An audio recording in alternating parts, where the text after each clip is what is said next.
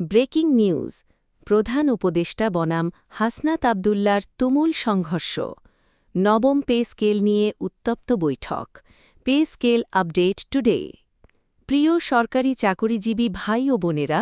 আজকের সবচেয়ে বড় এবং চাঞ্চল্যকর আপডেট নিউজে আপনাদের সবাইকে স্বাগত যারা এখনও আমাদের চ্যানেলটি সাবস্ক্রাইব করেননি তারা এখনই সাবস্ক্রাইব করে পাশে থাকা বেল আইকনটি অন করে দিন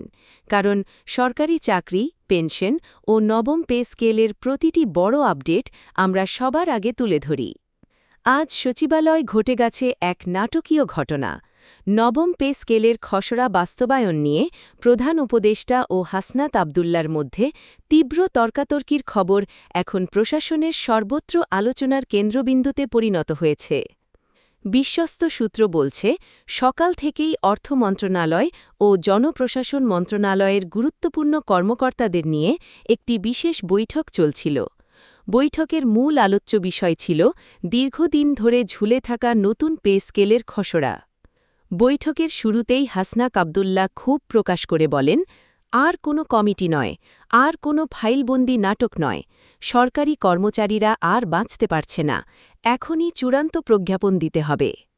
তার এই বক্তব্যের পর পুরো বৈঠককক্ষ মুহূর্তেই থুমথুমে হয়ে যায় উপস্থিত কর্মকর্তারা একে অপরের দিকে তাকাতে শুরু করেন কারণ এতটা সরাসরি ভাষায় এর আগে খুব কমই কেউ সরকারের উচ্চ পর্যায়ের সিদ্ধান্তকে চ্যালেঞ্জ করেছেন এরপর প্রধান উপদেষ্টা কঠোর কণ্ঠে বলেন রাষ্ট্রের অর্থনৈতিক বাস্তবতা বুঝতে হবে শুধু আবেগ দিয়ে দেশ চালানো যায় না নতুন পে স্কেল বাস্তবায়নে বিপুল অর্থের প্রয়োজন প্রধান উপদেষ্টার এই বক্তব্যের জবাবে হাসনাত আবদুল্লাহ আরও উত্তেজিত হয়ে বলেন জনগণ আর বাস্তবতার গল্প শুনতে চায় না বাজারে চাল ডাল তেল বাসা ভাড়া সব কিছুর দাম আকাশছোঁয়া একজন নিম্ন গ্রেডের কর্মচারী এখন পরিবার নিয়ে মানবেতর জীবনযাপন করছে তিনি আরও বলেন ২০১৫ পর থেকে কর্মচারীরা কার্যত কোনো বড় বেতন কাঠামো পায়নি অথচ দ্রব্যমূল্য কয়েক গুণ বেড়ে গেছে তাহলে তারা কিভাবে টিকে থাকবে সূত্র জানায় এই সময় প্রধান উপদেষ্টা টেবিলে থাকা একটি ফাইল তুলে ধরে বলেন এই পে স্কেল বাস্তবায়ন করতে গেলে বছরে অতিরিক্ত কয়েক হাজার কোটি টাকা ব্যয় হবে বর্তমান বাজেট পরিস্থিতিতে এটি অত্যন্ত কঠিন তখন হাসনাত আবদুল্লাহ পাল্টা প্রশ্ন করেন তাহলে জনগণের জন্য বরাদ্দ কোথায় যাচ্ছে কেন কর্মচারীদের ন্যায্য অধিকার বারবার পিছিয়ে দেওয়া হচ্ছে বৈঠকের ভেতরে থাকা একাধিক কর্মকর্তা জানান পরিস্থিতি এতটাই উত্তপ্ত হয়ে উঠেছিল যে কয়েক মিনিটের জন্য আলোচনা বন্ধ রাখতে হয় এরপর অর্থসচিব পরিস্থিতি নিয়ন্ত্রণে আনার চেষ্টা করে বলেন সরকার বিষয়টি নিয়ে কাজ করছে খুব দ্রুত একটি গ্রহণযোগ্য সমাধান আসবে কিন্তু হাসনাত আবদুল্লাহ তাতেও সন্তুষ্ট হননি তিনি বলেন সরকারি কর্মচারীরা বহু বছর ধরে শুধু আশ্বাসই শুনছে এখন আর আশ্বাস নয় বাস্তব ঘোষণা দরকার এদিকে আদালতের আইনি নোটিশ পরিস্থিতিকে আরও জটিল করে তুলেছে আদালত জানতে চেয়েছেন নতুন পে স্কেলের খসড়া এতদিনেও কেন গ্যাজেট আকারে প্রকাশ করা হল না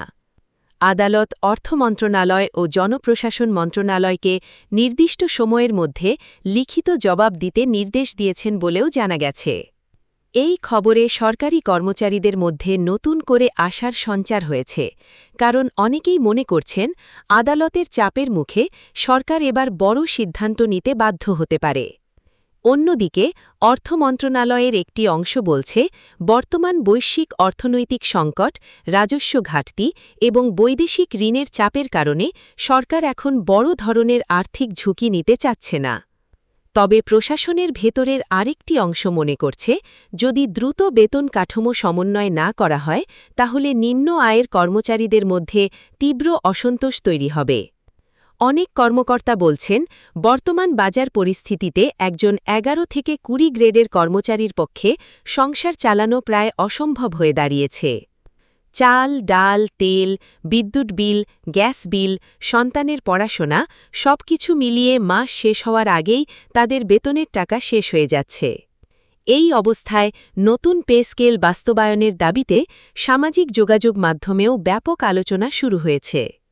অনেকে বলছেন হাসনাত আব্দুল্লাহ এবার সরাসরি কর্মচারীদের পক্ষে অবস্থান নিয়েছেন, আবার কেউ কেউ বলছেন সরকারের ভেতরে এখন বড় ধরনের মতবিরোধ তৈরি হয়েছে। বৈঠকের এক পর্যায়ে প্রধান উপদেষ্টা নাকি বলেন, সরকার চাইলেই রাতারাতি সবকিছু করতে পারে না, রাষ্ট্র পরিচালনায় অনেক হিসাব নিকাশ থাকে। এর উত্তরে হাসনাত আব্দুল্লাহ বলেন, হিসাব নিকাশের নামে সাধারণ কর্মচারীদের জীবন নিয়ে আর খেলা করা যাবে না। এই বক্তব্যের পর পুরো কক্ষ আবারও উত্তপ্ত হয়ে ওঠে। উপস্থিত কয়েকজন সিনিয়র কর্মকর্তা তখন পরিস্থিতি শান্ত করার চেষ্টা করেন। বিশেষজ্ঞরা মনে করছেন এই প্রকাশ্য মতবিরোধ সরকারের জন্য বড় ধরনের চাপ তৈরি করতে পারে। কারণ আদালতের আইনি নোটিশ, কর্মচারীদের ক্ষোভ এবং প্রশাসনের অভ্যন্তরীণ চাপ সব মিলিয়ে পরিস্থিতি এখন অত্যন্ত স্পর্শকাতর পর্যায়ে পৌঁছে গেছে। বিশ্বস্ত সূত্র বলছে, খুব দ্রুত একটি বিশেষ মন্ত্রিপরিষদ বৈঠক ডাকা হতে পারে, যেখানে পে স্কেলের বিষয়ে চূড়ান্ত সিদ্ধান্ত নেওয়া হবে।